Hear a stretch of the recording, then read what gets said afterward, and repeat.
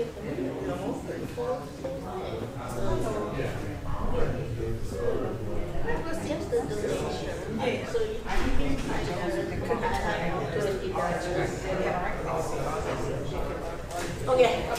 that's my turn. Okay, let me know.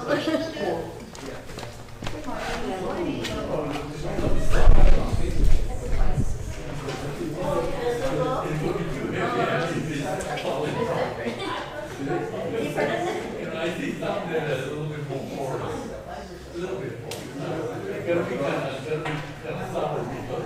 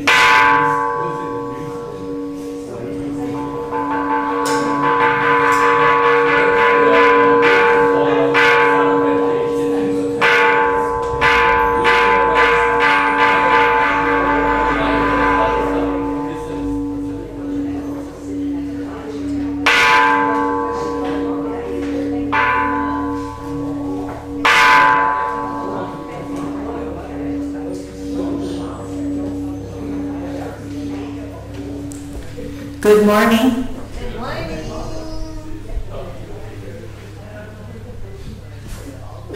Good morning. Good morning. Good morning. And I'm Sharon, and I'll be your MC this morning. Welcome to Makaw Hongganji Dharma Family Service. We welcome Gina back too. Please stand if you are able, and let's begin the service by singing Vandana Tisarana together in both Pali and English.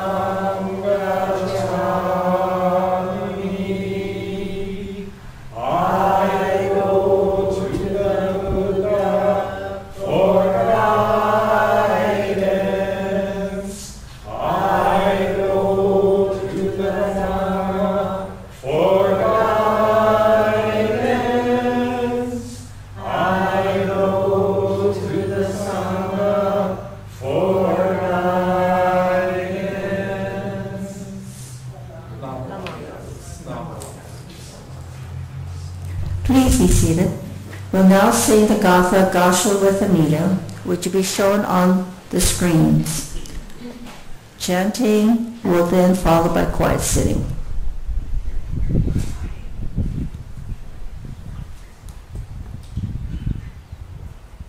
Sorry, can you see the slides? Yes. Doesn't want to connect my mic. Okay.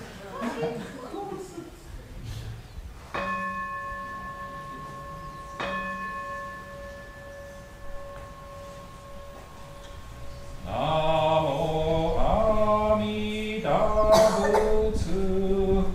I recite Amida's name with deep joy and gratitude.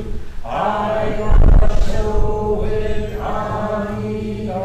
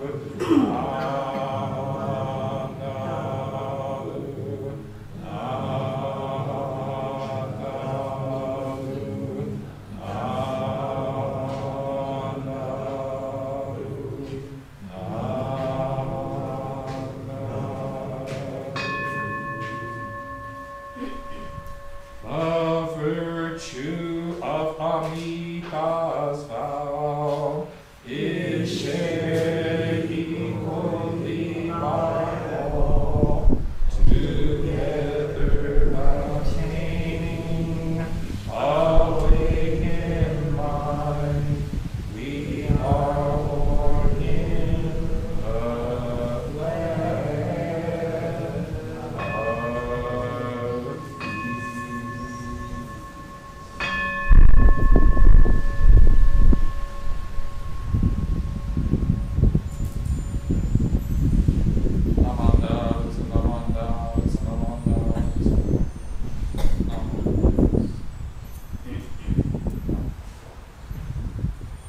Let's sit together quietly for a few moments. So just relax and get comfortable. If you're able, sit forward in your seat and place both feet flat on the ground. Sit up straight, line your head, neck, shoulders, and back in a straight line that goes down to the floor. Place your hands comfortably in your lap. Now close your eyes and just breathe. Breathe in and breathe out.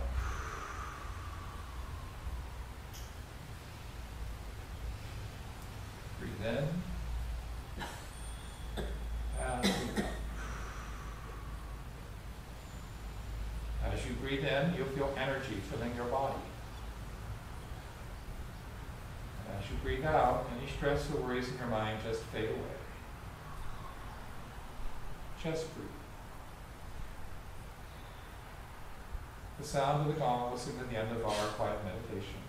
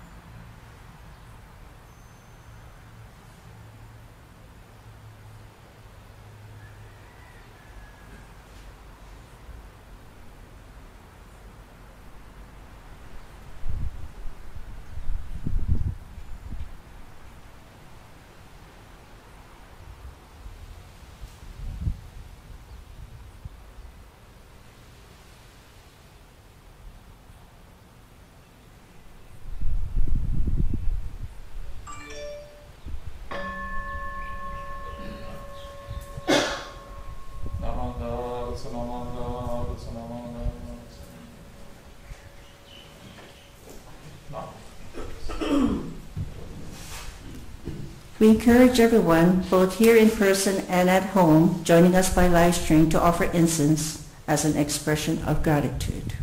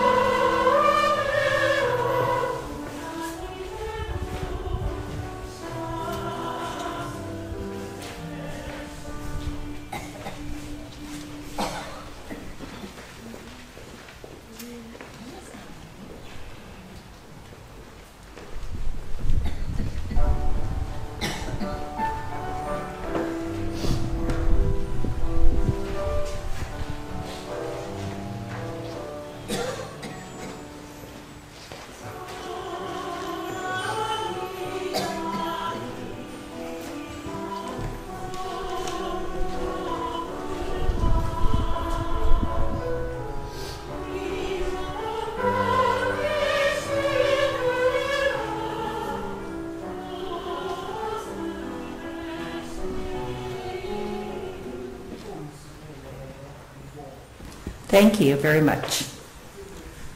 Let us all recite the golden chain of love together. Let us begin. I am a link in the middle of Buddha's golden chain of love that stretches around the world. I must keep my link bright and strong. I will try to be kind and gentle to every living thing and protect all who are weaker than myself. I will try to think pure mental thoughts, to say pure mental words, and to do pure mental deeds. Knowing that what I do now depends not on my happiness or unhappiness, but also that of others. May every link in the Buddha's golden chain of love be bright and strong, and may we all attain perfect peace. Namo Buddhas. All right. Today's story is The Sound of Silence by Katrina Gozalto, illustrated by Julia Kuhl and read by Simon Liu. Okay, hopefully it's going to work. Let's go to the next slide.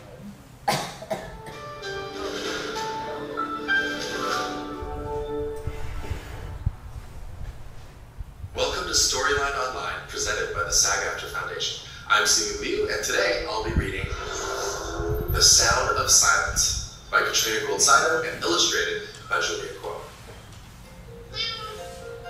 Little Yoshio wiggled with anticipation. 3, 2, 1. He threw open the front door. The sounds of the city swirled all around him. Tokyo was like a symphony hall.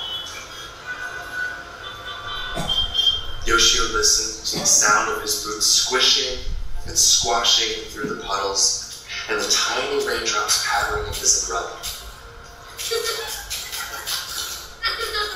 The sound of his kitty giggles made him giggle even more. Suddenly, Yoshio heard the strangest sound. High and then low, squeaky and vibrating, amazing. It was a koto player carefully tuning her instrument. Then, the koto player played. The notes were twangy and twinkling. They tickled Yoshio's ears.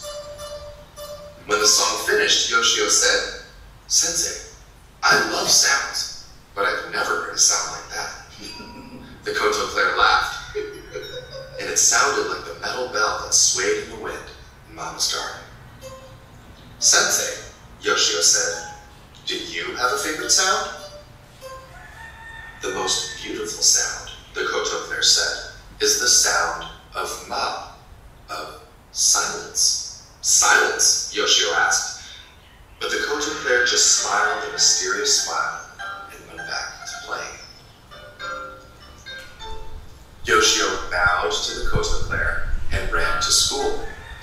Where can I find silence? Yoshio wondered as he listened to the thwack of his boots on the pavement. He listened for it through the school day, but there was always some kid making noise. At recess, the sun came out and Yoshio went to the quietest place he knew, the bamboo grove at the edge of the playground. But even there, the bamboo made a sound as the wind banged its stalks together. He closed his eyes and heard the swish, swish, swish of the wind making the leaves talk. It was beautiful, but it wasn't silence. Walking home from school, Yoshio listened hard. He could hear the horns of buses and the whoosh of bullet trains and the beep beep beep of the traffic lights, but no silence. Yoshio knew so many different sounds, loud and soft, sudden and soothing, but silence? Where was silence? It wasn't in the dining room, where there was always the sound of chopsticks and slurping, chewing and swallowing. What a noisy family. Silence wasn't in the bath, where even his toes made noise,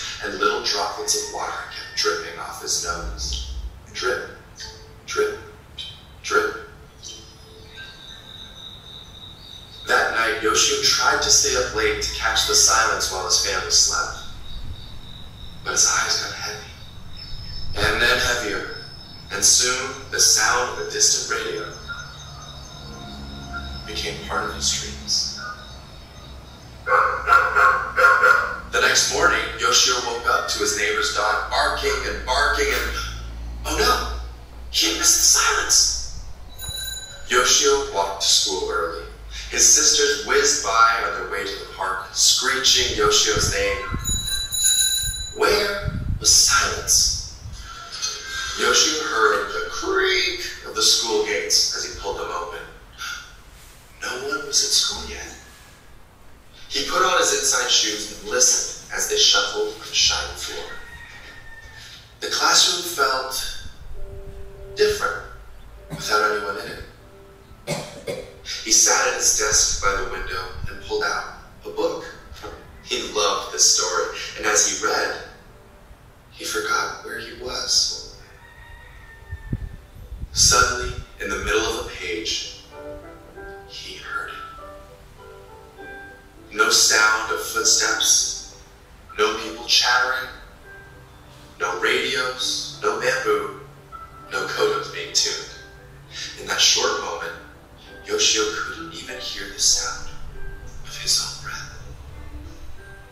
Everything felt still inside him. Peaceful, like the garden after it snowed. Like feather-stuffed futons drying in the sun. Silence had been there all along. It had been there between the thumps of his boots when he ran, when the wind stopped for just a moment in the bamboo grove, at the end of his family's meal when everyone was happy and full, after the water finished draining from his bath, before the koto player's music began, and hovering in the air right after it ended. It was between and underneath every sound, and it had been there all along.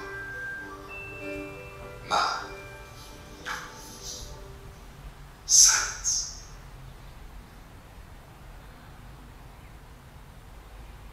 Wow, I mean, I have so many thoughts after reading this book.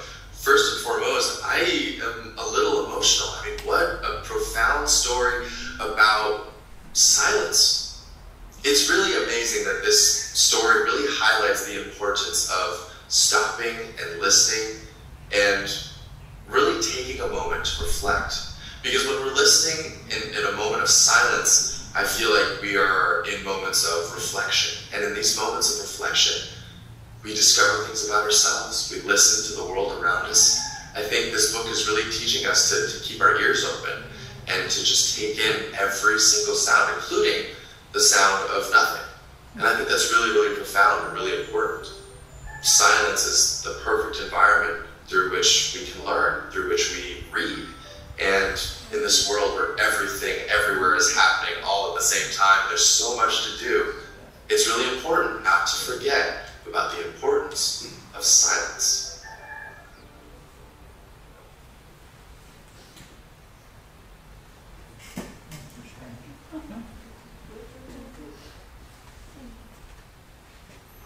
Okay. Our software, sorry, Huh? discovered something interesting. If you like something on YouTube, it freezes it here. So don't like things on YouTube. Let's see. Did you recognize that actor? Huh? Yeah, from that, you know, that ring, that golden ring, whatever, was on Disney. I think that movie was written by David Creighton from Maui. What's the name of that actor, Sensei? Simu Liu. Yeah, he's an actor that, what was it, the one, the Golden Rings or Seven Rings or something like that, on Disney? He's probably the hottest Asian American male lead right now. Okay. He started out with a Canadian TV show called Kim's Convenience, which Yeah, if you have that's Netflix, right. he plays the bad son, right? So, Yeah. So, okay, so All I right. have to apologize. Yeah, when I liked it on YouTube, it just froze this machine for some reason, and we've like disconnected it and stuff, and whatever. So now I can't even see what slides I've got. It's very distracting when this happens, right? Okay, look, there's a bird. Oh, what kind of bird is that? I've never seen one of those. Is that the nene bird? Wow, wasn't that a great story? Hey, Micha, what part did you like? Oh, you're looking at your phone. That's okay. Really? I love that part too. Hey, wait, the sound of silence? Boy, howdy, when I heard that, I was like, what? Silence doesn't have a sound? And then the boy discovers silence is in between the sounds. How about you, Lucy? Love my life. What part y'all like? Well, mahalo for asking, Barkley. I loved how silence begins inside your heart and mind. And if you find the silence inside, it doesn't matter how noisy it is outside. Oh, wait, that's pretty cool. Yeah, you got that right, Mr. Ladybug. Love my life. Because sometimes it feels like my brain is thinking so many thoughts, my head's going to explode. But then I remember to put on my Buddha face, just breathe, and I can calm down. Okay, I'm not going to lie. I calmed down just a little bit and then, oh, Barkley, you're such a rascal. That's why I love you, because you are you. Oh, shucks, now I'm all shy. Give me a hug. Okay, how about you, Simpson?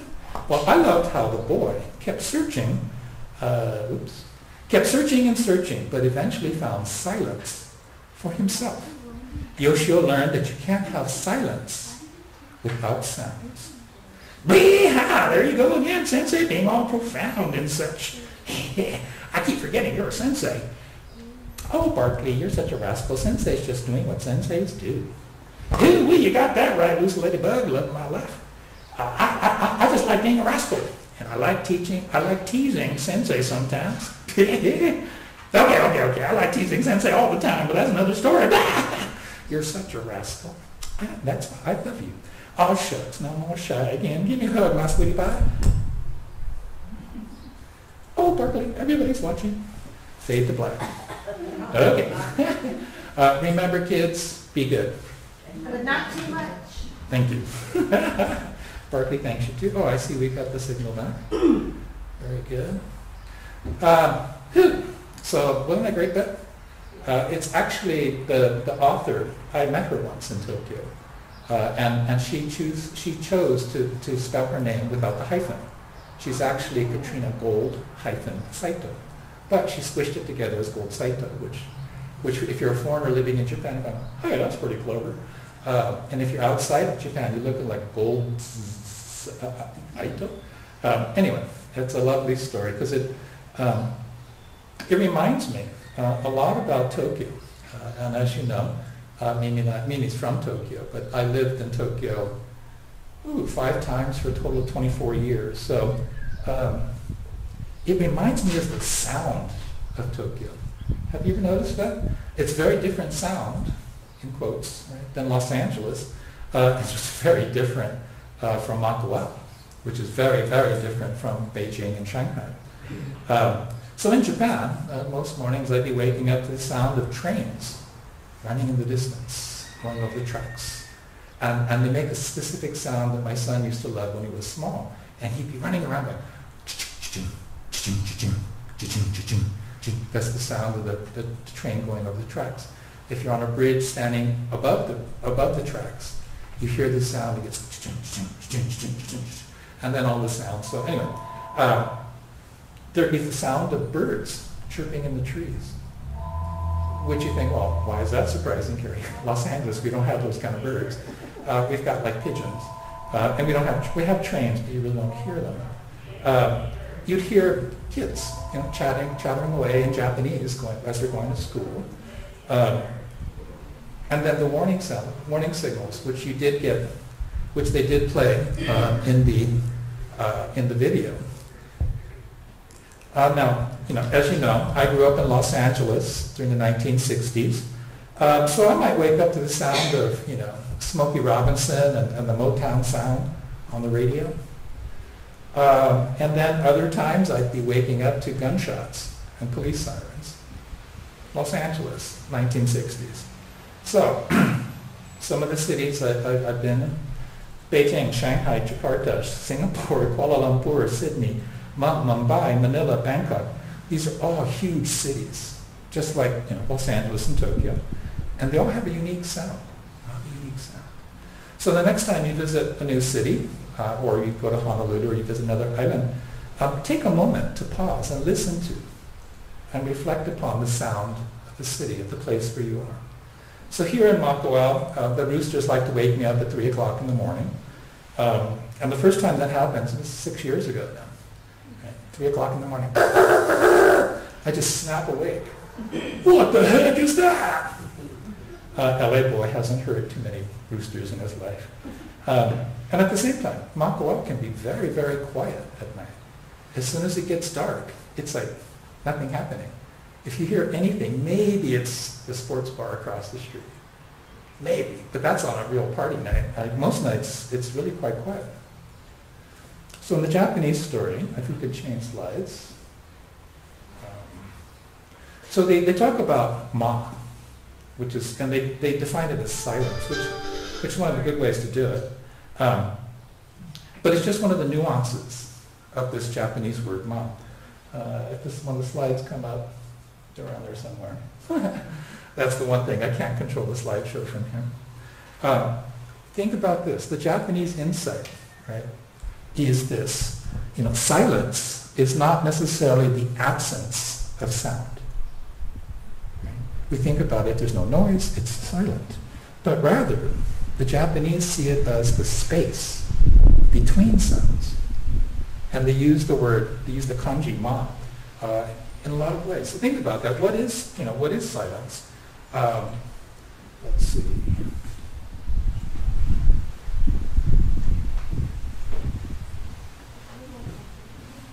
It freeze. No, I got that.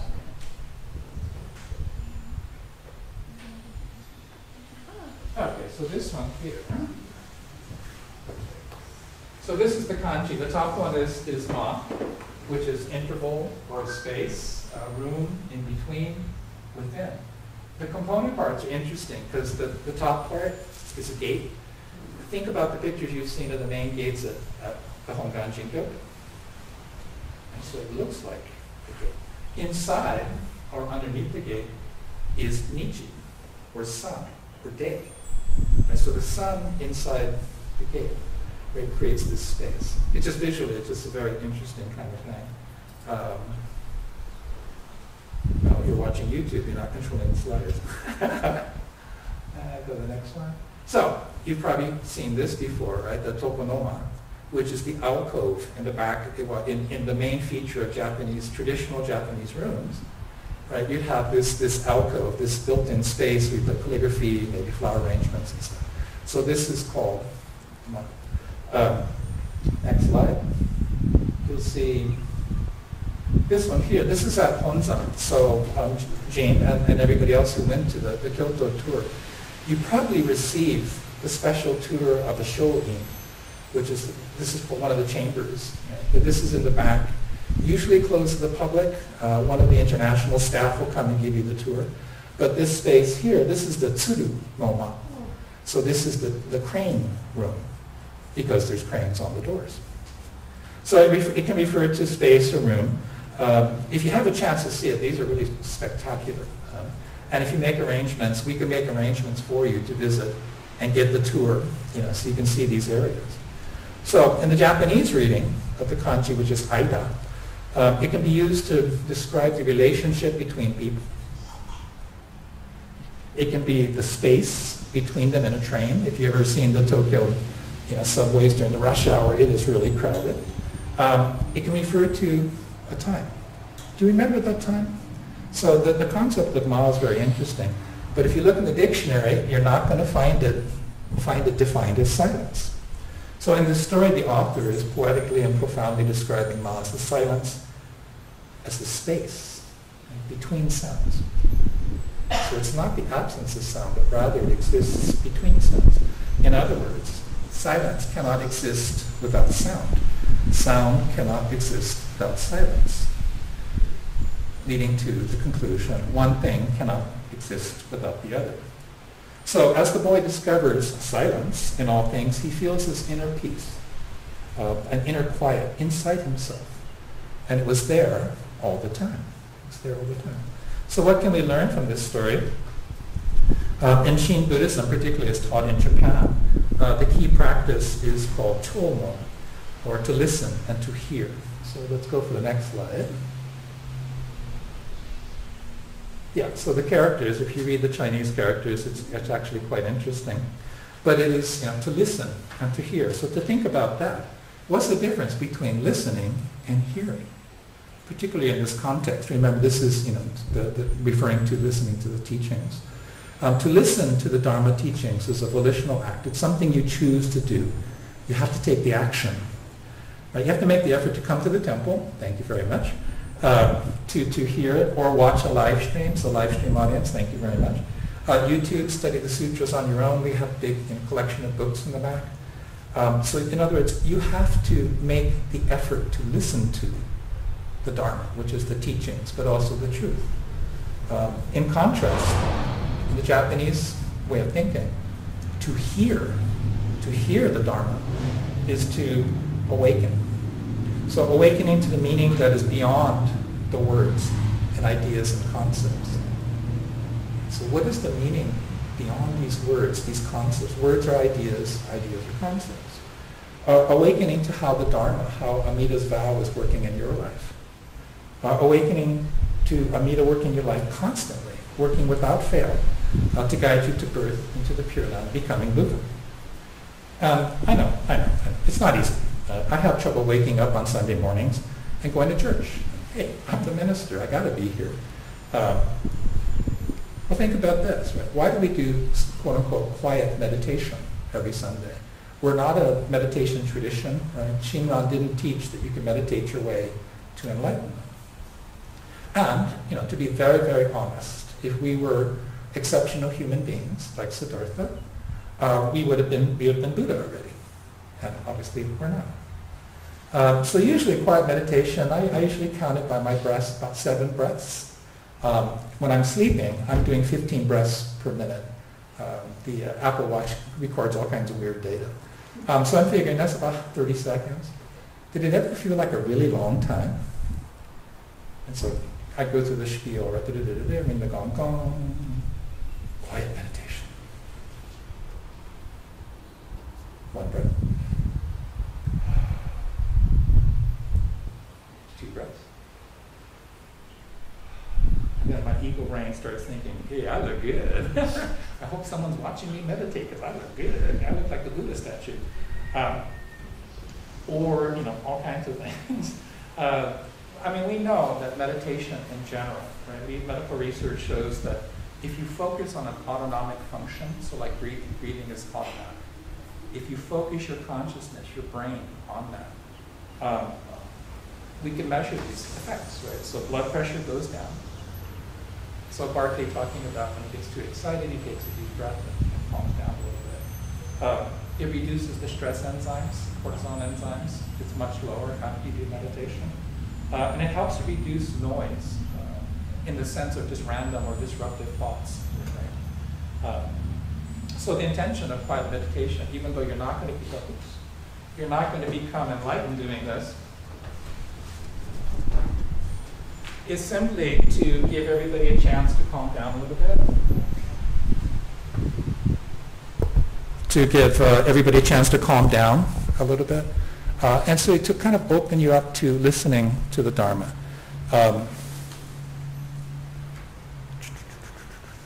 Okay, so here's a good one, right? Meditation practitioners, if you ever hang out with meditation practitioners, very often we'll talk about the monkey mind. The monkey mind, which is really kind of funny, because the part of our human brain that's constantly going back and forth between random thoughts and responding to stimulus, right, and filling in the silence. Right? We have this expression in American English, an uncomfortable silence between two people. And so our human brain is constantly trying to fill in that space, fill in that silence. If you've ever been in a sensory deprivation tank where you float in salt water, you're floating and it's very dark and there's no sound, you shut off the inputs to your system, to your senses, and the brain starts doing interesting things. And this is kind of what happens in meditation. Sorry, the pages are in the wrong place. So obviously, I get to lead everybody in doing this. It's kind of fun. If anybody wants to try, it's actually kind of fun because you're basically telling people what to do. Close your eyes, breathe. You will feel energy entering your body. It's kind of fun. It feeds your ego. And I'm on stage. People can see me. Yeah. What is my brain saying? Not profound thoughts, but saying, did I forget to make a slide? Oh no, I forgot that. I forgot the birthday slides. I'm hungry. What's for refreshments? Or, and this happens a lot, my butt hurts. My brain cannot absorb anything else. And I'm sure some of you are thinking, and I can see your faces, I hope Reverend Carey's talk is interesting. Or at least nobody notices that I close my eyes to concentrate. I'm not sleeping, I'm just listening very carefully. Why? Because the human brain is designed to fill in the silence with something, anything, even distracting thoughts, even negative thoughts.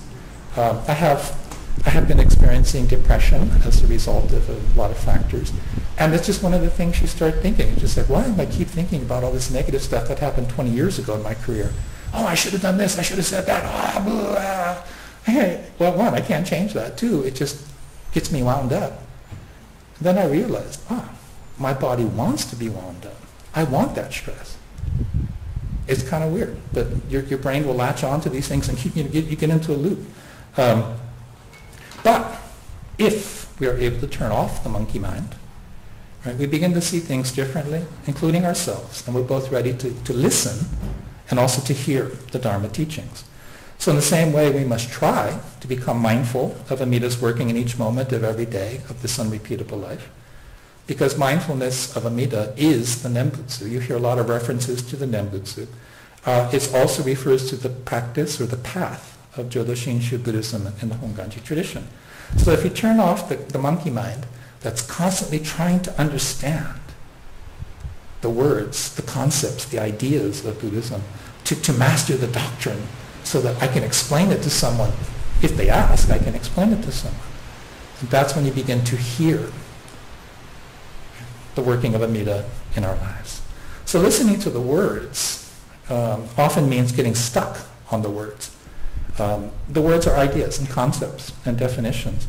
And so words and ideas and concepts or definitions are how the human brain tries to make sense of this chaotic world. In Buddhism, we refer to it as samsara, the world of human confusion and delusion.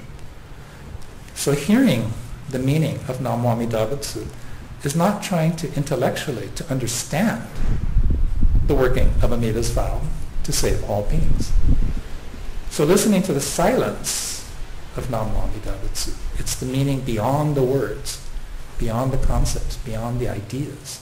Right, is hearing the meaning of Namo Amida Butsu. It's beyond words, beyond conceptual understanding, beyond the wildest imagination of the human brain. That's Namo Amida Butsu. So if we turn off the monkey brain, which is very hard obviously, we begin to hear the meaning and significance of the words Namo Amida Butsu. But if you can't turn off the monkey brain, what do? Namo Amida Butsu. But Reverend Gary, I don't understand. Namo Amida Butsu. But what does it all mean? Namo Amida Butsu. So as Reverend Bob and Reverend Patty Oshta like to say, Namo Amida Butsu with kindness and gratitude beyond words. Namo Amida Butsu. Namo Amida Butsu. Mahalo for listening this morning, and may your day be filled with aloha.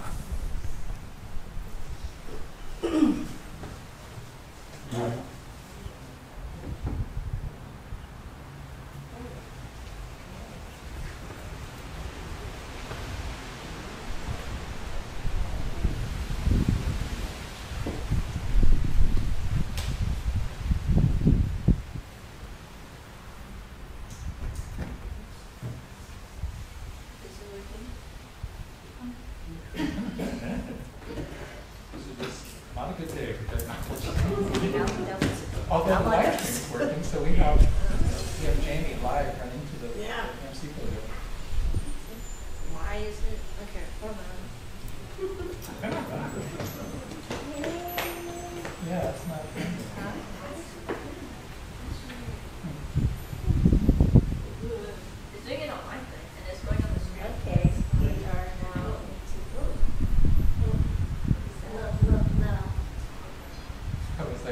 Sensei, that was a great talk. That's right. Thank you for a great talk, Sensei. And now we will do I have to confess, I don't have the words memorized. Metta Sutta. Okay.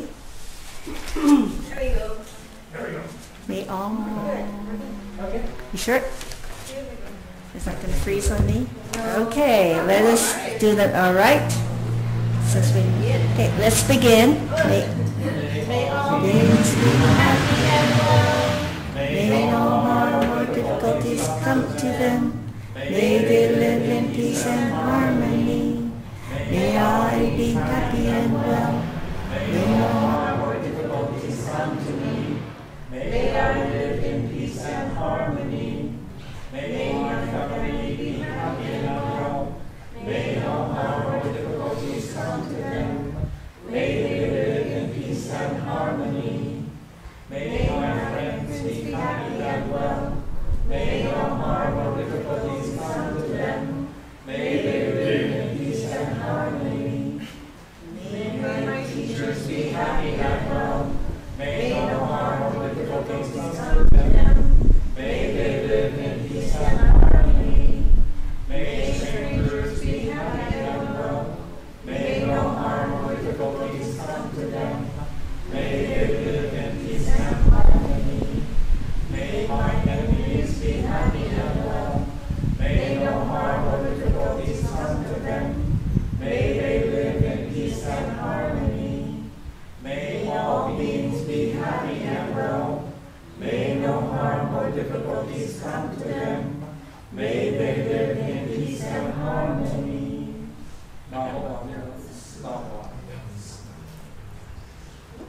Please rise if you're able, and we'll sing Ontoku-san, which we found on the screen.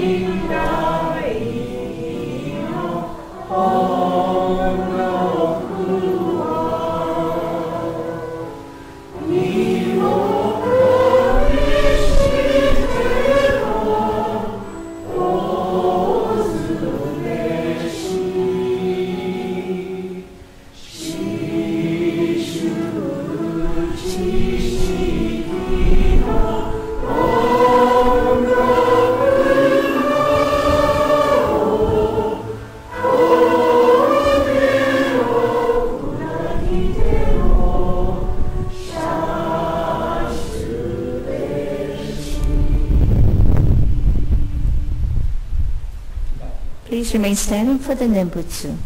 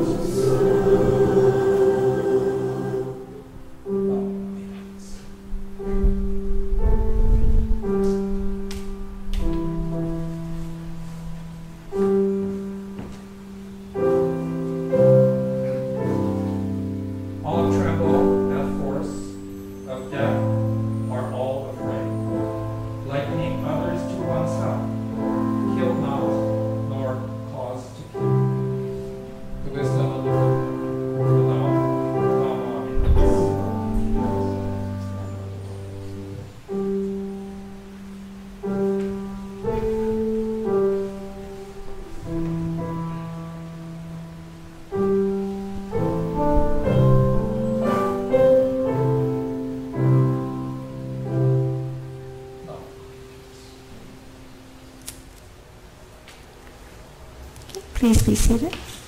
Reverend Carol will now lead us in gratitude meditation. Let's sit together quietly for a few moments. So just relax and get comfortable. If you are able, sit forward in your seat and place both feet flat on the ground. Now sit up straight. Align your head, neck, shoulders, and back in a straight line that goes down to the floor. Place your hands comfortably in your lap. Now close your eyes halfway so that you're looking both outwardly and looking inwardly. And just breathe. Breathe in and breathe out. In and out. As you breathe in, think of something for which you are grateful. And as you breathe out, just say mahalo. Just say thank you, thank you, thank you. Just breathe.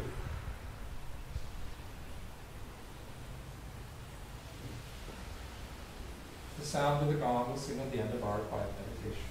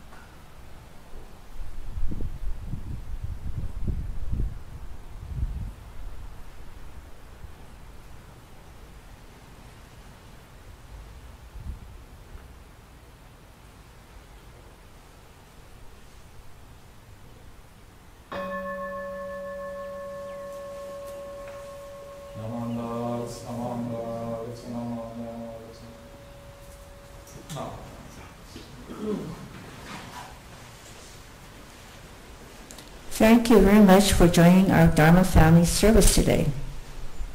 May your day be filled with aloha. And announcements, Sensei? Yep. Well, just like you can't have a Honganji thing without food, you can't have a Honganji service without announcements at the end. So, when we got here, Karen, let's talk about winter garage sale first. Yeah. Okay, we're getting close to unpacking all that we've collected so far. The microphone, otherwise, yeah, they cannot hear. Thought I had a loud voice. Okay. Good morning. Yeah, we're almost there. On what day is it? Saturday. Saturday. Next week, Saturday. This coming Saturday, we will ask for volunteers. The Scouts and the Judo Club and our members and friends of the temple will come and help us take out all the things we have gathered thus far. And hopefully what was dropped off is what we can use, because there's a bunch of things that we do not accept, like I saw stereo, microwave and that kinds of things. So there's a list of things that we have that we don't accept. But for all the other donations, we are truly grateful, because without your donations, we would be paddling in the water. You know, we won't be getting to shore. So anyway, thank you very much for your patience. And if you have time during the week, we do have a sign-up sheet starting with Sunday, next Sunday. And, you know, people just come and help us wash the items and then price them, or place them where they belong on whichever table they belong on. And there's a lot of people with lots of experience, so they can tell you what to do and where to drop off things after you clean them. Okay, any questions?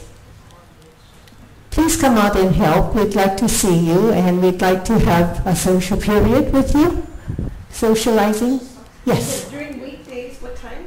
We start at 7 and we end at 2, no what, start at 8 and end at what, 4 was it?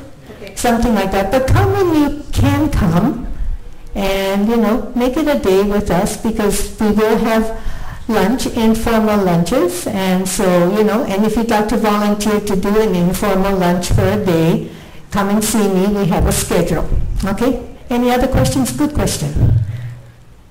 No other questions? Okay, thank you. Okay, let's see if this is working. Test, test, test. Yeah, so I was just wanted to mention to people that the garage sales, so we have the summer one and the winter one. This actually, oops, I'm not on camera. I was just going to say that it's actually, the 2 garage sales put together is 40% of our annual operating budget. So it is a big deal. And all of your help and support would be most welcome. Thank you. Sorry, the MBA may have to say that. Because it's actually a very large number. It's a very big chunk of our expenses. Oh, okay. Just very quickly, next Sunday we'll have the 3rd Sunday, family service, so bring the kids. And then after that on the 26th, there's no service. Please enjoy your Thanksgiving. Yeah, I realize next Sunday is the day after we start doing the prep, so it's going to be kind of a crazy time. December, we have a full schedule, which we'll keep talking about going forward. The big one is just December 3rd. We will have Reverend Alan Udasaki coming, who has a very interesting background. He was with Honganji, Hawaii. Then he went to the Federal Bureau of Prisons. He was the first Buddhist chaplain in the Federal Bureau of Prison system.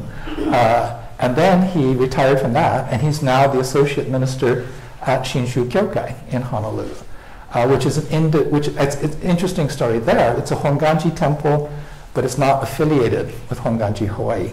They have a direct pipe into headquarters. Interesting story there. But anyway, he's the minister there. I think you'll find him. He's a local boy. He's got a local sense of humor, so I think you'll enjoy his talk. We'll have the usual year-end stuff and then New Year's stuff as well. Yes, Jean, you're raising your hand. December 17th, is that our cleanup day? Yes. Oops. I changed the slide last Sunday. Sorry. Yes, December 17th, no service, is the temple general cleanup day. And note to self, change the slide. Okay, anything else? One more? Just to clarify, Dharma School, 19th, no Dharma School, right? For November. Okay, no Dharma School, November 19th for our Dharma kids. Okay. Well, bring the kids anyway. We'll do Dharma school here. Or we could stop. Oh no, wait. The social hall will be set up.